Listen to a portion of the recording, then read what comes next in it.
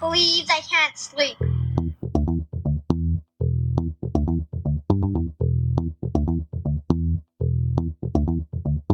It's time to listen to Courtney at last on the Ramblings of an Insomniac podcast.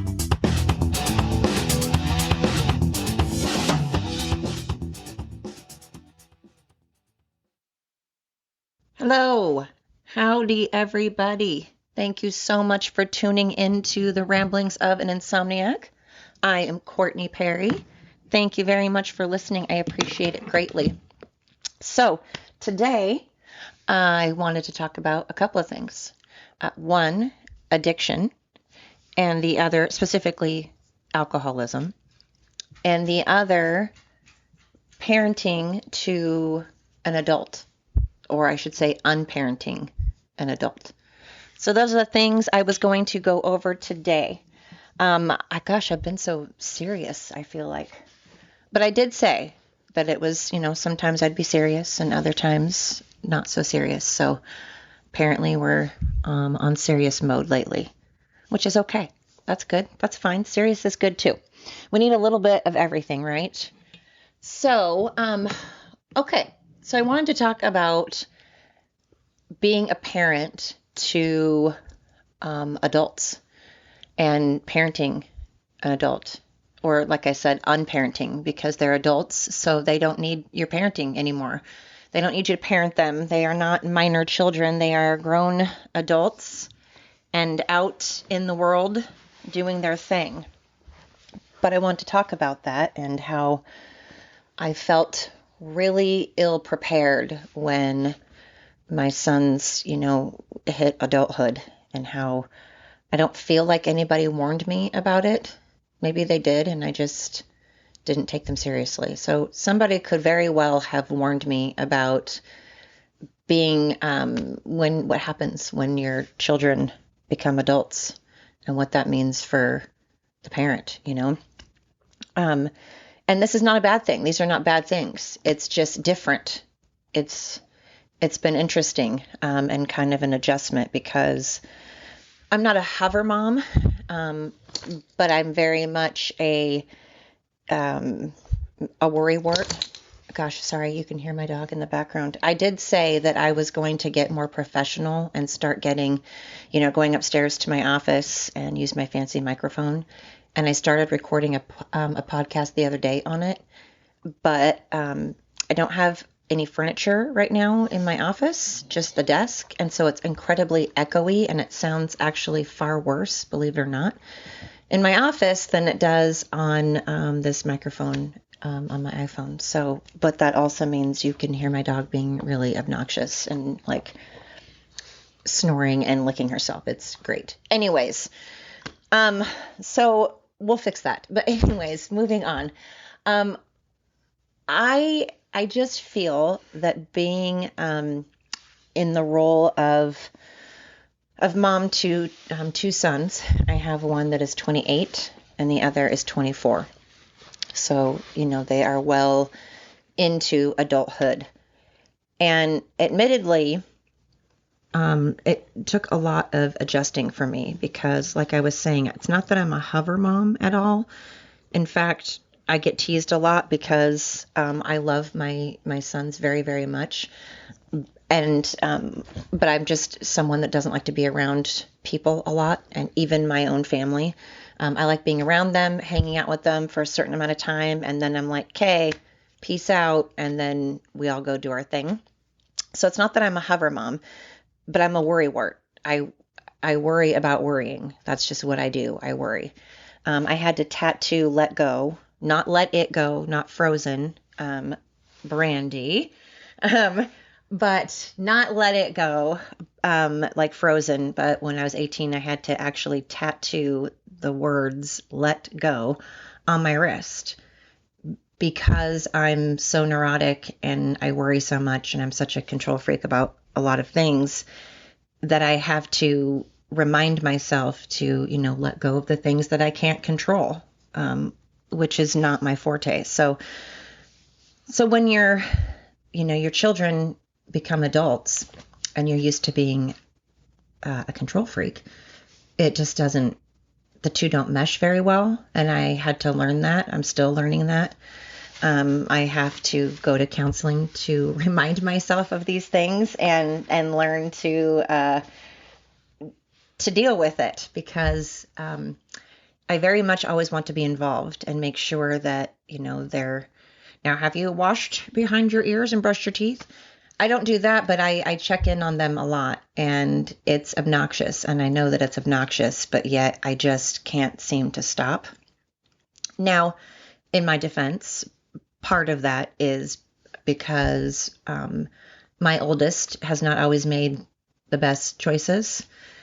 He is amazing, and I love him dearly, and he has a million wonderful, amazing qualities.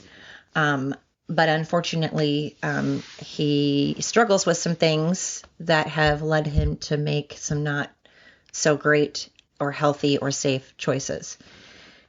And so I definitely get far more, not hover around, but I get a lot more involved in his life than I probably should, or than what's normal or healthy.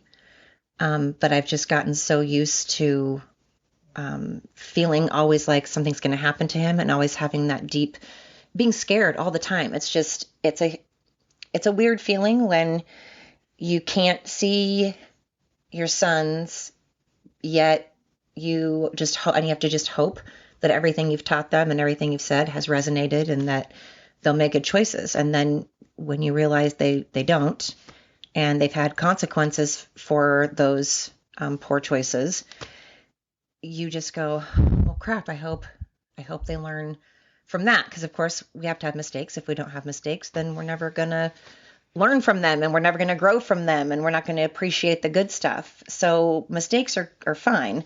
I just don't want them to be mistakes that of course can kill them, or somebody else, God forbid.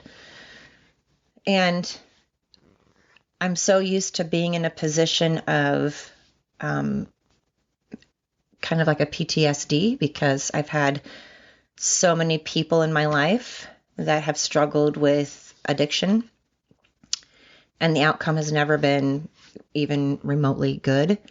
And I've always been the one that has had to be awake and be alert, and make sure that, someone has put out their cigarette, and make sure that someone isn't drinking and driving, and make sure that, constantly the caregiver, and the one that's making sure that everybody is safe, and that the oven is turned off, and, the door's locked, and all those things. And so I've been in that position for, literally my entire life. So I'm just kind of used to always wanting to be right there, because I feel like if I'm there, nothing's going to happen, and I'm there to protect, then, nothing can happen, right?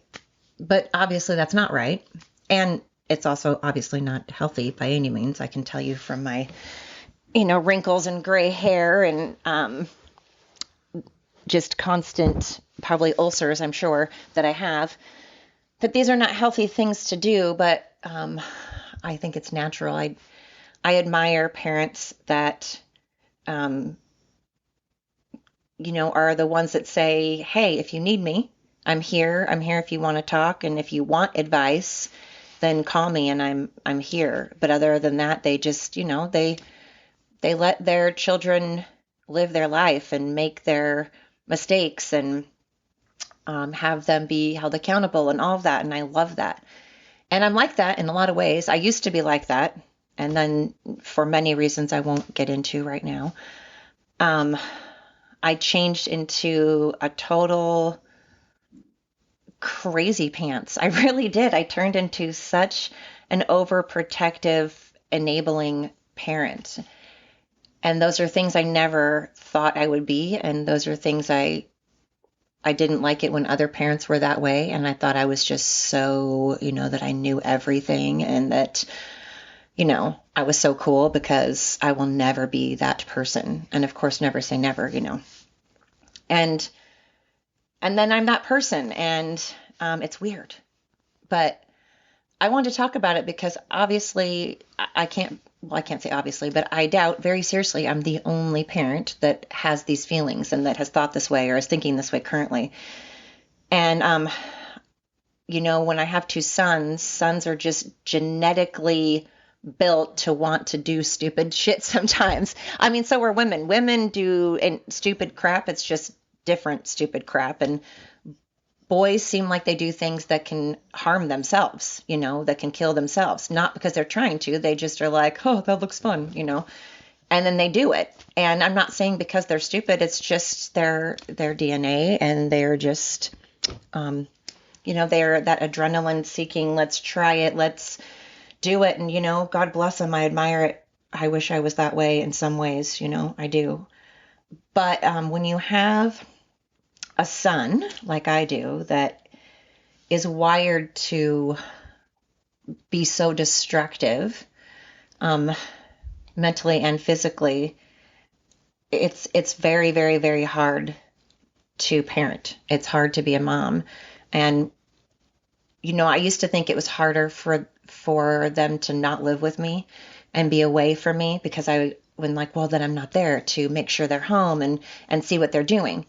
But what's odd is I actually think it's worse if they're an adult and they're living with you, because you can actually physically see if they're home or not. You can hear them come in or out, late at night. You can wake up, and when their car's not in the driveway or they're not in bed, it freaks you out, So in a way, it's like out of sight, out of mind, And so right now, of course, my oldest is living 3 hours from me.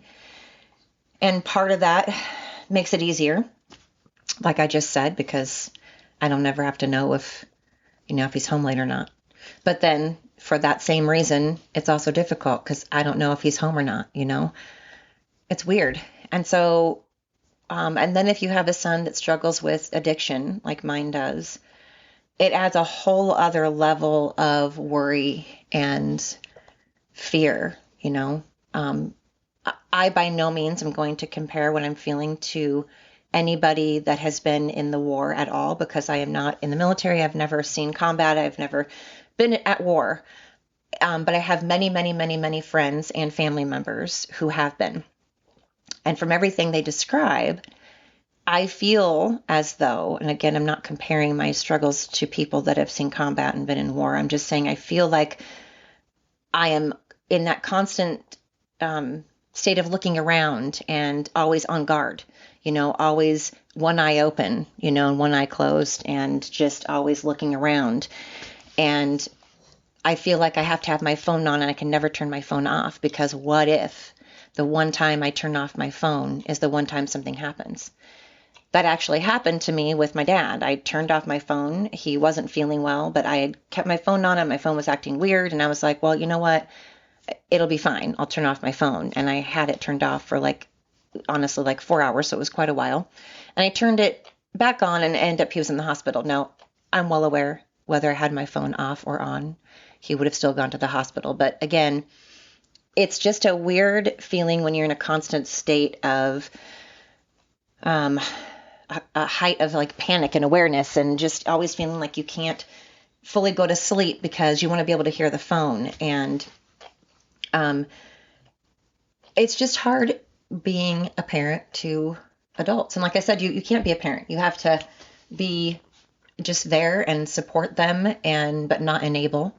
I'm really learning the difference between enabling and supporting, like I said. I never thought of myself as an enabler, and I never have been in the past, but I definitely became one. And it's weird when it's your children, when it's your parent, when it's one of your parents or both of your parents in my case, when it's your entire family in my case. You just see things from different perspectives. Like I talked about on my last podcast, perspective, seeing things from different angles. And I feel like such an asshole for all the times that I kind of thought I knew it all before my sons were adults. And I thought, wow, that parent that does this or that, or that parent that says or does that, I will never do that. My kids will never be that way. Sorry about that. Sorry, see, I told you. Sometimes you're going to hear my dogs bark, and sometimes you're going to hear someone knock on the door, and there you go. Anyways, bad timing. I'm sorry. But I feel like such an asshole for the times that, again, like I thought that I knew everything before I had sons that were adults. You know, you always say, I'm not going to do this, and oh, I would never do what so and so does or says, and then you do, and you're like, oh, I don't know everything. Bummer. And I never did it in a way that I thought somebody else was like a shit parent or anything. I didn't. I just was like, oh, duly noted. I won't do that because it doesn't seem like it's working. But at the same time, until you're in that position, it's just hard to say what you will or won't do, you know? So I apologize to anybody out there that I may have acted as though I was queen parent, because nobody is. There's nobody that is perfect. We all have our thing, you know? Some of us may be a little better at it than others. I don't know, but parenting's hard, man. It really is. And when they're young, it's difficult for totally different reasons, you know? But I feel like you guys, I'm sorry, you guys, man. But it's hard. Oh my goodness. I'm so unprofessional. Nobody's going to want to listen to this when my dogs are barking in the background and stuff, but I'm not about to record all this all over again, you guys. I'm sorry. It's not happening. So, and like I said, I warned you way from the get-go that this might happen. So, at any rate, so parenting has been on my mind. And like I said, I've got a 28 and a 24-year-old, and I had my oldest son when I was 19. So, you know, by no means did I know what I was doing. I think age is a factor, definitely, in your parenting skills for sure. But I don't think it's the only factor, because I've known a lot of very mature 19-year-olds that are actually end up being great parents. And then I've known a lot of, 30, 40 something year olds that were not so great parents. So I think age definitely is relevant for many reasons, but also not really relevant for others. So, but at any rate, I was 19 when I had my oldest, and I was 23 when I had my youngest son. And I come from a line of wow. If anybody is still listening, let me tell you, I appreciate it. I wish I could hug each and every one of you that are still tuned in. If you are, how obnoxious. I'm so sorry. I promise this will not continue. But anyways, I come from a long line of addicts, mainly alcoholics, but I've had other family members struggle with cocaine, and it's really difficult growing up around addicts. And then when you see what it's done to them, of course you don't want that for your children at all. And you try everything you can to make sure that doesn't happen. And sometimes you kind of overparent, and sometimes you enable. And obviously neither are good and neither work. But, people are different. So it's not one size fits all. What works for one person may not work for another. And again, it's really hard when you see, I have a lot of friends who have struggled with somebody in their family member that had addiction. And we all kind of have the same thing in common. It's, you don't want to enable, and you don't want to, but you also don't want to not be supportive. You also want to make sure that you're there, that they know that you're listening and that you're there and that you love them unconditionally. And so it's just so hard to find that perfect balance of allowing your children to fall and pick themselves back up and, get their own lives together. And falling and making mistakes is a huge part of being able to grow and learn. But it's so hard. It's so hard to just watch them, What's weird is when they were young, they would fall. And I really was that parent that was like, oh, get up, you're fine, rub some dirt in it, you're great. And I was never a parent that was like, oh, my baby, and freaked out when they fell. So, yeah, when they would fall, I would just say, oh, you're fine, dust it off, you're great. But it's weird because when my sons got older, it was just hard for some reason. It was so much more. Well, actually, I just thought of this just now. Actually, the reason that I became more of a hover parent and got more involved is now they can actually like hurt themselves or hurt someone else, as in kill themselves or hurt themselves enough to go to the hospital. When they're a kid and they're at the playground, sure, they may break an arm, and I'm not saying that's not a big deal. I'm just saying breaking an arm, they're not going to die and they'll be fine. Chipping a tooth, they'll be fine, But when they become old enough to drive or, walk out into the world on their own, they can actually cause like serious damage to themselves. And so it's hard to just be like, oh, it's okay, go out.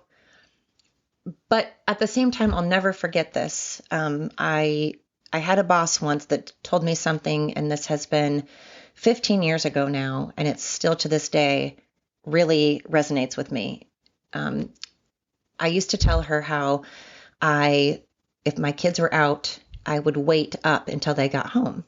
And I would pace back and forth, and just constantly looking out the window or making sure I could hear the car come in or see the headlights. And she was like, why? And I was like, well, what do you mean why?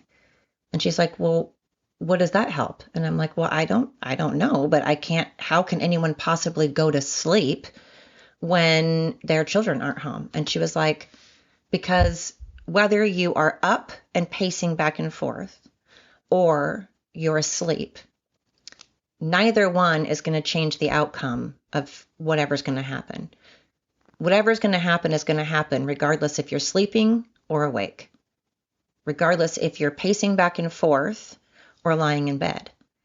And she's like, and I always look at it like I would prefer to get some sleep and be able to think clearer and be able to be, more prepared because I've had some sleep than me being up all night. And if something, God forbid, did happen, now you're, exhausted and you're trying to think clearly.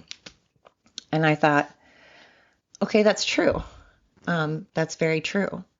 Now, as true as that is, I find it impossible to do, but I totally get it. I still find it not impossible, but I have a hard time. Now, again, when your adult sons no longer live with you, obviously there's no pacing back and forth or anything like that anymore. But I don't know. I just wanted to let you guys know that if there's anybody out there that is struggling with, being a parent, whether your child is a day old or, 80. I mean, shout out to anybody who has an 80-year-old child and is listening and is rocking it right now. That's awesome. But no matter your age, if you have if you're a parent, I just want you to know that hang in there, man. It is difficult. I don't care what people say. It's awesome. It's amazing. I'm so glad that I'm a mom. And being a mom to boys, I don't have girls, so obviously I can't say what it's like to be a parent to girls because I don't have them. I am one, and I know people that have them, but again, that's totally different than actually having them. Honestly, I kind of, because I'm a girl, I don't know that I could handle having a girl in their teenage years, but boys are crazy on a whole different level. Because like I said, it's like they do things that they can die from, like speeding and, jumping off things and into things and, So anyways, I just wanted to say, if you are worried and you're having a hard time, just know that me too, man. I get it. I totally get it. I understand. Hang in there and just breathe and, get advice from other people. I have definitely learned to listen to people and not immediately be like, ugh, what do they know? Well, they might know something. They might know something that you don't know. Because if you're the smartest person in the room, you're not in the right room. I can't remember who said that. Einstein? I don't know. Don't say that I quoted that from Einstein, but I think that's who said it. If you're the smartest person in the room, you're in the wrong room. Anyway, so shout out to you all, and I'm sending hugs. I'm sending love, and I hope it gets easier. I really do. Anyway, thank you so much. That is what has been on my mind and keeping me up. I really apologize for my dogs. Oh my goodness. Again, I'll get that addressed. But they are just barking at everything right now. I apologize. Thank you for hanging in there with me, though. Thank you for coming along on this ride with me. It means the world to me.